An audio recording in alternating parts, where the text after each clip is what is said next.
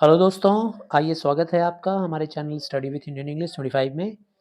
आज हम लोग West Bengal council of higher secondary के क्लास 12 का एक बहुत ही इम्पोर्टेंट ये निबंध है, इसके बारे में चर्चा करने जा रहे हैं, कलाकार की व्यक्तिगत ईमानदारी।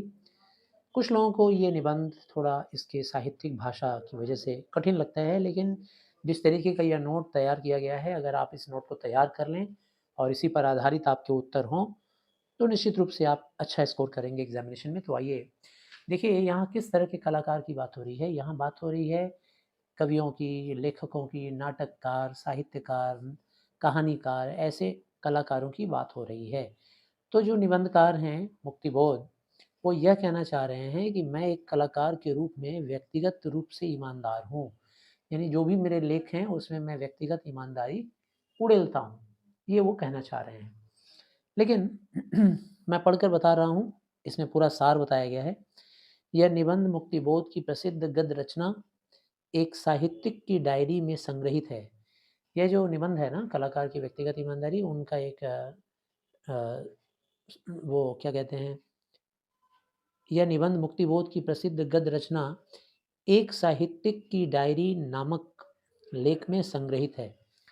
प्रस्तुत निबंध में आप कह सकते हैं कि उनका यानी कि मुक्तिबोध का यह प्रयास है कि किसी और से सहमति से पहले, यानी किसी और हमारी एक्शन से या हमारे स्टाइल से सहमत होए, उससे पहले वह अपने आप से सहमत होने का प्रयास कर रहे हैं। यानी लोग उनके स्टाइल से सहमत होएँ, उनकी शैली से सहमत होएँ, उसके पहले वह अपनी शैली और स्टाइल से, अपने तरीके से खुद सहमत होना चाहते हैं। उसी का प्रयास है यह निबंध। यह निबंध उनके आत्मसंघर्ष को भी चित्रित करता है। एक लेखक के रूप में उनका जो आत्मसंघर्ष है, अपने अंतर्द्वंद, मन के अंदर चलने वाले संघर्ष को चित्रित करता है। साथ ही साथ नई कविता की हास्योन्मुखी प्रवृत्तियों का भी पर्दाफाश करता है। यह निबंध आज के नए युग की नई कविताओं के ऊपर हँस देने वाली जो प्रवृत्तियाँ हैं, मतलब एक शिक्षित इंसान जो रहेगा वो आजकल की कविताओं की प्रवृत्तियों पर हँस देगा, हँसाने वाली बात है, मज़ाक की बात है। तो ऐसी प्रवृत्तियों का भी पर्दाफ़ाश करेगा। तो आइए देखते हैं, हरिशंकर परसाई जी के पत्र रूपी साहित्य से हुआ क्या कि हरिशंकर परसाई जी काफ़ी नाम किए हुए निबंधकार हैं। तो परसाई जी काफ़ी व्यंग्य लिखते हैं। हरिशंकर परसाई जी का एक पत्र था। उस पत्र से प्रेरणा पाकर मुक्तिबोध ने बड़ा मेहनत किया और मेहनत करके मुक्तिबोध जी ने अपनी एक डायरी लिखी। डायरी भी साहित्य का रूप होता है।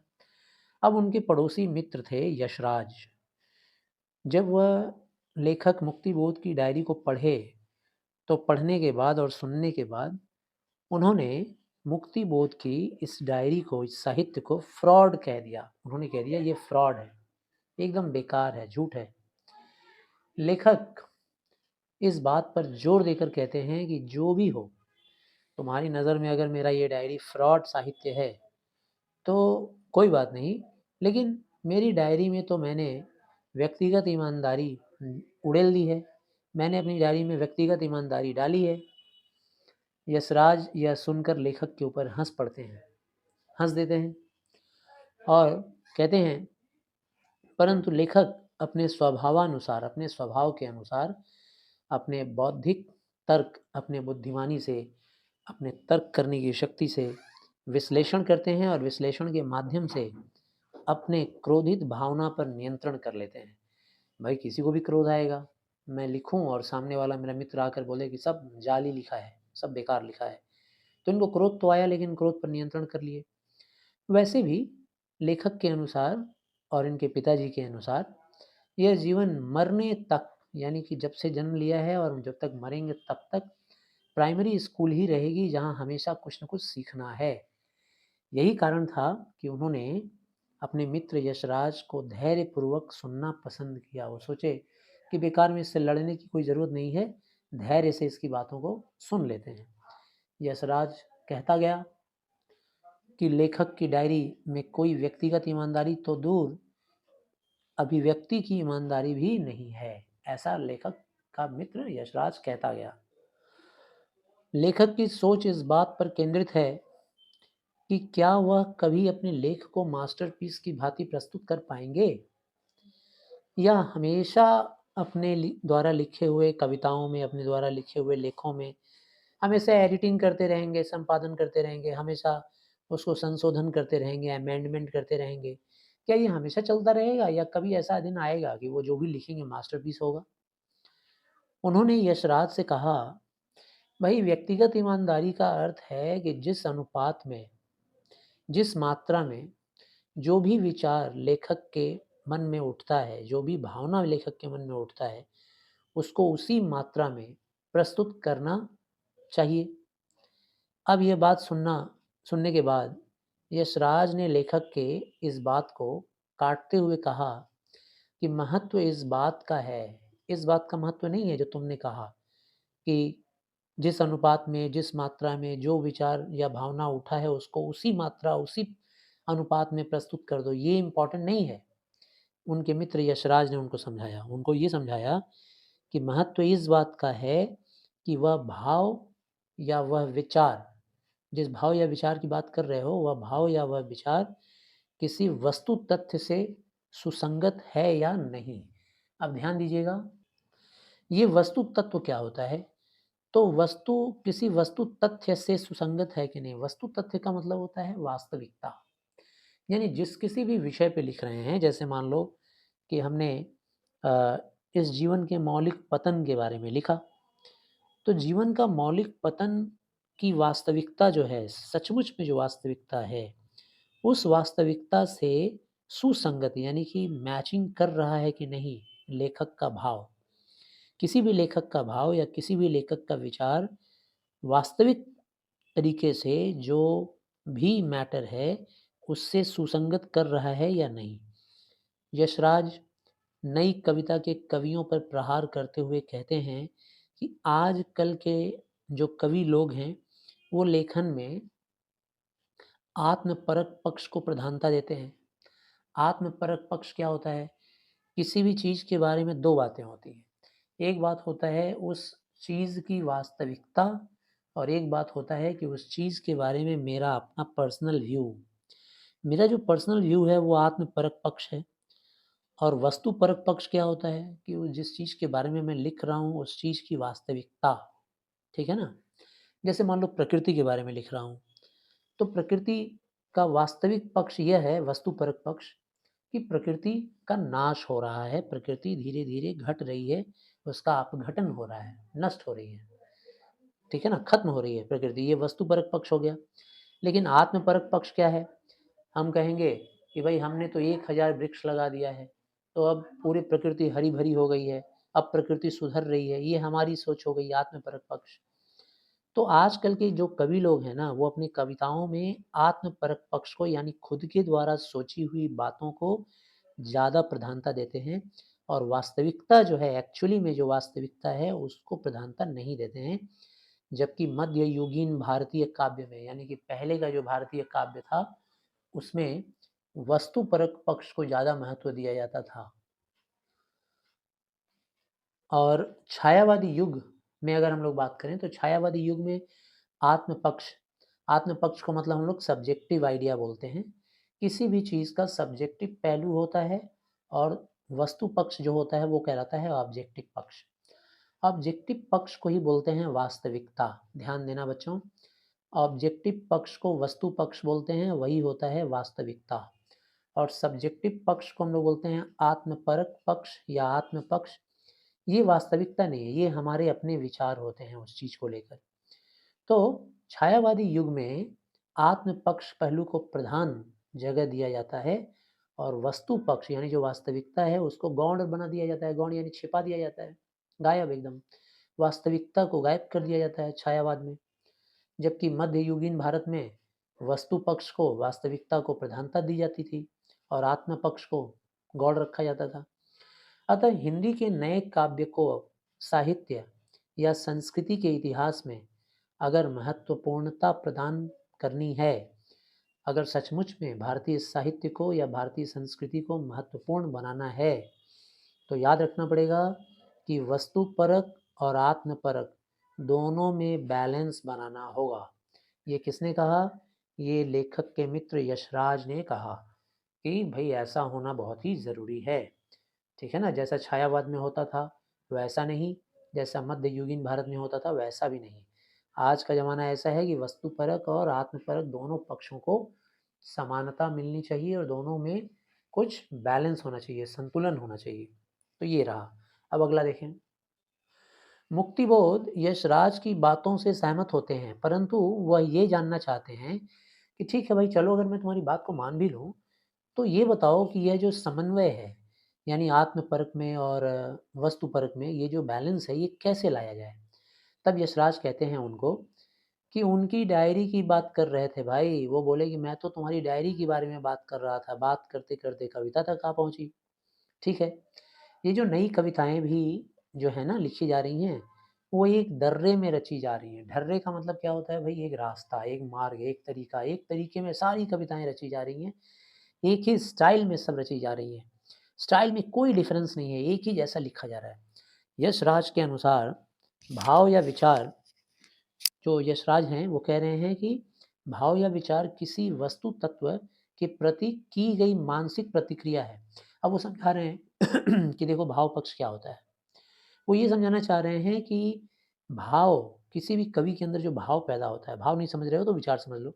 किसी भी कवि के अंदर जो विचार पैदा होता है, वो किसी मैटर के वास्तविकता के प्रति, मान लो कोई मैटर का नेचर की बात ले लो, तो नेचर की वास्तविकता क्या है उसके प्रति जो वो लेखक है ना, जो वो कवि है, उस कवि के अंदर क्या मानसिक प्रतिक्रिया हो रही है, ठीक है ना?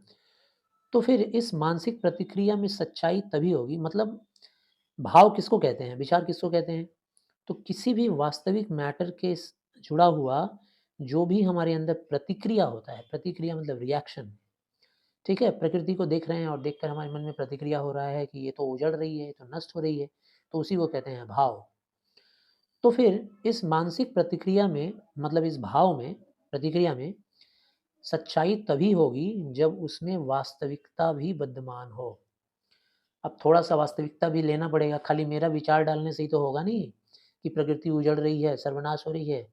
सच्चाई भी होनी चाहिए और साथ यह बोध भी होना चाहिए, ये समझ भी होना चाहिए कि जो मानसिक प्रतिक्रिया यानी जो भाव उस वास्तविकता से पैदा हुई है, वह सही है भी या गलत है, उचित है भी या अनुचित है, ठीक अनुपात में वह भाव पैदा हुआ है हमारे मन में या ठीक अनुपात में नहीं हुआ है।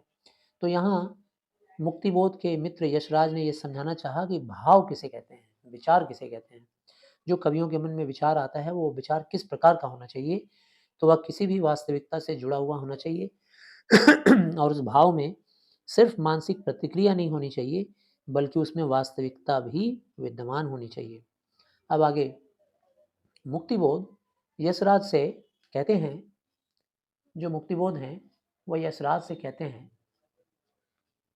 कि काव्य ज्ञान की नहीं, तुम इतना जो ज्ञान हमको सुना रहे हो, ये जो काव्य होता है ना, कविता, ये ज्ञान की बात नहीं है, भावना की बात है। तब यशराज उनको समझाते हैं कि दो लो भाई, अजीब बात करते हो तुम तो। भावना का तो आधार ही ज्ञान होता है और कलाकार की व्यक्तिगत ईमानदारी वहाँ दिखती है, जहाँ कलाकार वास्तविकता के आधार पर सही मानसिक प्रतिक्रिया करे। ऊपर भी हम लोगों ने पढ़ा है कि जो भी मानसिक प्रतिक्रिया होगा, कैसे होगा? वह वास्तविकता के आधार पर ही होना चाहिए। तब मुक्तिबोध कहते हैं यशराज से कि जिस वास्तविकता की बात तुम कर रहे हो, वह काव्य के भाव सत्य से अलग है भाई। काव्य का मतलब ही क्या होता है? फीलिंग्स, इमोशंस, भाव। जो भाव हमारे आते हैं वही हम लोग लिख देते हैं। रियलिटी से क्या लेना देना है पोइट्री का? वो ये समझाना चाह रहे हैं मुक्तिबोध। अब यशराज इन तर्कों के आधार पर, ये बहुत ही इंपॉर्टेंट पैराग्राफ है, ध्यान देना। इन तर्कों के आधार पर मुक्तिबोध को दो बातें नजर आ गई। क्या क्या? एक यह बात कि मानसिक प्रतिक्रिया जो भी है, जिस वस्तु के प्रति होगी, उस वस्तु की भी प्रस्तुति जरूरी है। यानी जिस वस्तु के प्रति, जिस किसी भी चीज़ के प्रति हमारे अंदर रिएक्शन आ रहा है, मानसिक प्रतिक्रिया आ रहा है, उस प्रतिक्रिया में वस्तु यानी वह चीज़ का वास्तविकता भी आना ज़रूरी है, वह चीज़ का प्रकट होना भी ज़रूरी है, चित्रण भी ज़रूरी है। और दूसरी यह बात उनको समझ में आई कि प्रतिक्रिया में ईमानदारी, जो रिएक्शन हमारे दिमाग में आया, जो भाव आया, उस भाव में ईमानदारी या सच्चाई के लिए यह जानना ज़रूरी है कि कवि उस रियलिटी से, उस सच्चाई से, वस्तु तत्व के प्रति सही-सही मानसिक प्रतिक्रिया कर रहा है कि नहीं। यानी सही-सही मतलब उचित मात्रा है कि नहीं, बैलेंस है कि नहीं। तो ये 2 बातें हैं, ये बार-बार क्वेश्चन आएगा, सबसे इम्पोर्टेंट बात यही है, इसको तो ज़रूर लिखना है, जो भी क्वेश्चन रहेगा उस क्वेश्चन में ये बात ज़रूर लिखना है कि मुक्तिबोध के अंदर तर्कों के आधार पर कौन-सी 2 बातें समझ में आ गई। अब आगे देखिए, मुक्तिबोध मानते हैं कि कोई भी लेखक या कवि अपने दृष्टिकोण से कितनी वस्तु तत्व के प्रति, यानी कितनी वस्तु तक, किसी भी, कितनी नहीं सॉरी, मुक्तिबोध मानते हैं कि कोई भी लेखक या कवि अपने दृष्टिकोण से, अपने एंगल ऑफ थॉट से, दृष्टिकोण से किसी वस्तु तत्व यानी वास्तविकता के प्रति प्रतिक्रिया करता है। ठीक है, कैसे प्रतिक्रिया करता है? अतः मानसिक प्रतिक्रिया संवेदना और दृष्टि दोनों से मिलकर होता है। ये जो मानसिक प्रतिक्रिया है, यानी कि जो भाव है, किसी भी कवि के अंदर ये जो भाव है, वो संवेदना यानी उसके सेंस करने की एबिलिटी और उसका दृष्टिकोण यानी उसका जो एंगल ऑफ थॉट होता है, दोनों से मिलकर बनता है। परंतु यह आवश्यक नहीं है कि मानसिक प्रतिक्रिया करते समय, यानी कि भाव पैदा करते समय, कोई भी कवि अपने दृष्टिकोण के पीछे की ओर, यानी उसका जो दृष्टिकोण होता है ना, किसी भी कवि का दृष्टिकोण के पीछे बहुत सारी सोच होती है, बहुत सारी विचार होती हैं।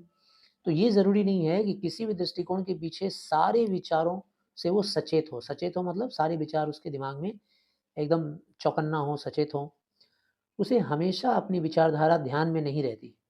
जितना भी विचार वो रखता है, मान लो कोई कविता लिखते वक़्त सारे विचार क्या दिमाग में आएँगे? कभी नहीं। किंतु मन के किसी कोने में अवश्य रहती हैं वो सारे विचार। कुछ-कुछ सामने आता है, जब कविता लिख रहे होते हैं तो कुछ-कुछ विचार सामने आता है, जो अपना प्रभाव छोड़ती हैं। अब वो जो विचार मन में छिपा हुआ है, सामने नहीं आ रहा है लेकिन मन में छिपा हुआ है, वो अपना प्रभाव कविता के ऊपर छोड़ता ही है कहीं न कहीं। उसका यह दृष्टिकोण ही उसका रवैया कहलाता है। अच्छा, ये जो दृष्टिकोण वो दे रहा है, किसी भी रिएक्शन में, किसी भी भाव में, अपना जो विचार उसके मन के अंदर जो छिपा हुआ है, वो जो विचार दे रहा है, उसी को कवि का रवैया कहते हैं। रवैया यानी कि उसकी सोच कहते हैं। यदि मानसिक प्रतिक्रिया में बाद में सुधार किया जाएगा तो वह बेईमानी हो जाएगी। इसलिए व्यक्तिगत मानसिक प्रतिक्रिया को ज्यों का त्यों ठीक-ठाक अनुपात में प्रकट किया जाए, न कि काव्य रचना को बदल कर। अब आगे देखिए, और यह भी ध्यान में रखना चाहिए कि काव्य रचना को एक सांस्कृतिक प्रक्रिया न समझा जाए। अगर उसे आप सांस्कृतिक प्रक्रिया समझ लेंगे, तो आप आज़ादी से दुनिया भर का उसमें झूठ भर डालेंगे। ठीक है ना? आपके विचारों में नाटक आ जाएगा, आपके विचारों में क्या बोलेंगे उसको, एक्टिंग आ जाएगी। जो आप नहीं सोचते हैं उसे भी भर देंगे उसमें। जैसे प्रेमी लोग जो होते हैं, ऐसी-ऐसी कविताएँ लिखते हैं जैसा लगता है अपनी प्रेमिका के बगैर जी ही नहीं पाएँगे। ठीक है ना? ये तो वास्तविकता है नहीं। क्या प्रेमिका के बगैर हम लोग जी ही नहीं सकते हैं क्या? क्यों नहीं जी सकते हैं भाई? जीने के लिए ऑक्सीजन चाहिए, जीने के लिए पानी चाहिए। मुक्तिबोध को खुद के और यशराज के विचारों में कोई विशेष भेद मालूम नहीं पड़ा। अंत में लेखक ने यशराज को समझाया कि यदि यशराज की बात उचित है, तो जितने भी काव्य साहित्य उत्पन्न हुए हैं वह यशराज की परिभाषा से ही मेल खाते। अंत में यशराज ने कहा कि वह तो हिंदी साहित्य के नई कविता की रचना की शैली पर प्रहार कर रहा था, जिसे हम सब नई कविता कहते हैं। उसी में फ्रॉड, उसमें भी फ्रॉड की कमी नहीं है। तो कलाकार की व्यक्तिगत ईमानदारी में सबसे जो ज़रूरी बात हम लोगों ने देखा वो ये देखा कि किसी भी चीज़ का वास्तविक एक पक्ष होता है, यानी कि वस्तु पक्ष, और एक होता है आत्म पक्ष। ये जो आत्म पक्ष होता है ये खुद का विचार होता है, और वस्तु पक्ष जो होती है वो उस चीज़ की वास्तविकता होती है। तो हमें हमेशा ध्यान देना चाहिए कि जब भी हमारे मन में कोई भाव आए, विचार आए किसी वास्तविकता को लेकर, तो उस विचार में वास्तविकता भी थोड़ी-सी जुड़ी हुई रहनी चाहिए। और वो एक पैराग्राफ जो मैंने तुम लोग को बताया था, वो पैराग्राफ बहुत ही इम्पोर्टेंट है। उसको हर आंसर में आप इंक्लूड कर सकते हैं ये। तो इसका आप स्क्रीनशॉट लेकर के नोट को उतार सकते हैं या फिर वीडियो को बार-बार सुन सकते हैं। इसी पर आधारित अगर आप अपने सारे आंसर देंगे तो सारे आंसर आपके करेक्ट होंगे और अच्छे मार्क्स आएँगे। धन्यवाद।